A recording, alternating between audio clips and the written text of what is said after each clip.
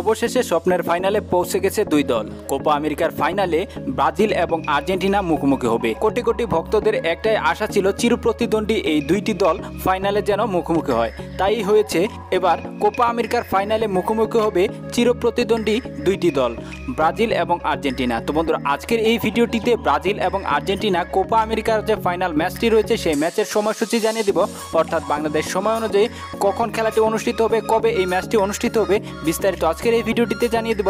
তো বন্ধুরা, অবশ্যই ধৈর্য সহকার সম্পূর্ণ ভিডিওটি দেখবেন।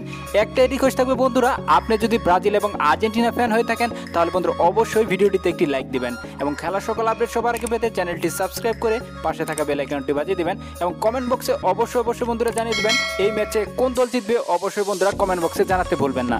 কোপা আমেরিকার ফাইনালে ওঠার লড়াইয়ে সেমিফাইনালে ব্রাজিল পেরুকে 1-0 গোলে হারিয়ে ফাইনালে ওঠে। দ্বিতীয় সেমিফাইনালে কলম্বিয়ার বিপক্ষে মাঠে নামে আর্জেন্টিনা। সেখানে কলম্বিয়াকে টাইব্রেকারে 3-2 গোলে হারিয়ে ফাইনালে পৌঁছেছে আর্জেন্টিনার। স্বপ্নের এই ফাইনালে পৌঁছেছে এই দুই দল। কোপা আমেরিকার স্বপ্নের এই ফাইনাল ম্যাচে মুখোমুখি হবে চিরপ্রতিদ্বন্দ্বী দুই দল, ব্রাজিল বনাম আর্জেন্টিনা। ম্যাচটি অনুষ্ঠিত হবে 11 জুলাই 2021।